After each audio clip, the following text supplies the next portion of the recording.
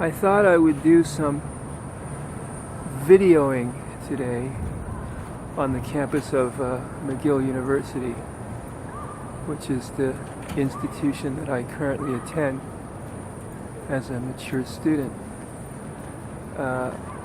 In focus and in picture right now is the portico of the central building, where the university has its central administration up on the second floor, I guess. I've always known it as the Molson building because over here, you can't see it in the sun, there's a piece of stonework set into the pediment which indicates that it was financed in terms of its construction by the Molson family, the brewing family here in Montreal. This building is important to me because it's always been the seat of the Department of English. And the Department of English was the department with which Dorothy Proctor, who was the homosexual partner of my biological female parent for 11 years, worked and taught as an assistant sessional lecturer. From sometime after 1956 until possibly the mid or even late 1970s. And the window to the right of the portico is, I believe, the office of the director. The window that's not really visible behind the third column to the east was, at the time I first moved here, the office of the department secretary. And those are the main doors, which are closed now because the building, or this area of the building, has been under renovation for about a year. There's new copper along the roof line, and it looks like some of the column drums have been replaced, and some of the stone in the pediment has been replaced as well. It was becoming very eroded. That's right, there's the sign. It's generally known as the Arts Building. I know it as the Molson Building. I'll take a panoramic tour around the campus. In picture through the wire mesh is the seat of the engineering faculty, the McConnell Building. And the ugly office building further to the east in the distance is also part of that faculty. To the south of the McConnell Building is the McDonald Building, which is also attributed to the engineering faculty. And I read an accounting course in that building about 15 months ago. South of there again, there's a building, I don't know what it's for, and then there's an office building known as Burnside, and I've read courses in one of the lecture theaters in the basement.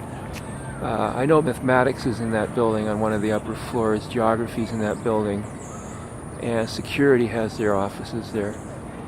And the music students seem to hang out there in the basement as well. And the music faculty is just one or two buildings to the east. That's the main drive of the building. For the information of those watching this video, it's the afternoon, just before 5 o'clock, Monday the 25th of April. Scanning again to the south and to the east. The Redpath Library is visible through the trees. The spring is very late here in Montreal. It's cold today, so there's really no growth at all. The grass is just beginning to turn green. Continuing to scan, there's Redpath Hall, which is where the graduates are mustered before they're marched down to the playing field, which by then has a very large tent erected on it for the graduation ceremonies. And a book fair is held in that building as well for about a week in the fall. And I bought a few books there. I bought a book written by the late Cistercian monk Thomas Merton. and I bought a pamphlet written by the late Scott Nearing. David McNaught, who has committed terrible crimes against me and my family, used to attend this book fair, I'm reasonably confident. And when I attended last fall, I asked some of the attendants or volunteers if he'd been seen or if they knew of him. He hadn't been seen. One individual said he'd heard of him but didn't personally know him. He may not attend anymore due to his age, or he may not attend because he's a very careful criminal and he doesn't want to put himself in a position where he might have to encounter me, which may mean that he may know that I'm currently a student here. And finally, this is the east side of the Red Path Museum, where my biological female parent used to take me as a child. And when I returned in 1993, much of the exhibits that I can recall at that time were still in place. And finally, behind and to the west of Red Path Hall, there's another building. I know the history department's up there, I think on 5 or 6. Art history's in there. The classics department, Greek and Latin, are there. And I think political science is there as well. And then the enclosed concourse between the old Molson building and this building. I've been in it so many times I still don't know what it is. And I can't read the sign, it's too far away. There are lecture theaters of various sizes. There's a kind of a labyrinth of rooms. There's a sub-basement. The Gertz pub is down there as well. And then there's a student canteen, which is closed now. It's been closed for about a week, where they sell discount coffee and food items, the usual granola bars. But I try not to drink coffee these days because it costs money. So I don't think I'll do any further recording.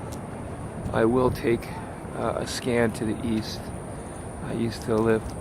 Oops, there's a gentleman. I don't want to record him. I used to live just east of here 20 years ago on Lorne Avenue, and it's not really visible in the frame, but I'm looking at some of the street scene in the distance that it forms part of Milton, Rue Milton, and there's a bookstore along that street about a quarter mile from here, maybe less, known as The Word. And again, David Knott used to frequent that bookstore, apparently, and was on very good terms with the owner, a very nasty person by the name of Adrian Prince Edwards. Curiously, when I began to live in this area, he stopped visiting the Word bookstore, but it was apparent that he was still frequenting this neighborhood and watching me and besetting me and harassing me and intimidating me. There used to be an old lady that was a longtime friend of his horrible mother who lived on the west side of Lorne Avenue, which is a north-south thoroughfare.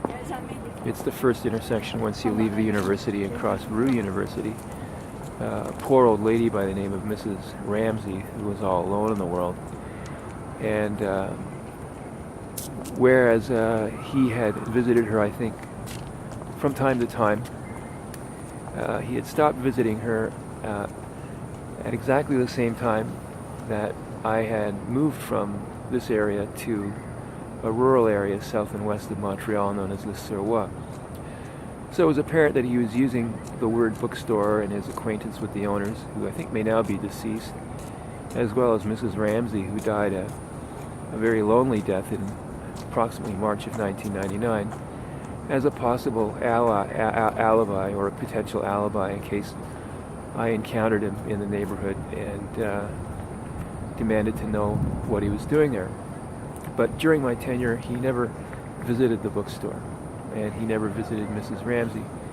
But it's apparent that he was in the neighborhood on a fairly regular basis.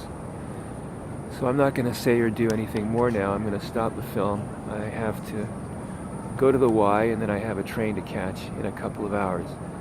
So I'll pick this up later. I apologize if the vision or the visuals are obscured by the fact that we're a little too close to the chain mesh. But they're still doing some renovation on the Molson building, or they're planting flowers or something like that. So I'll just end it here.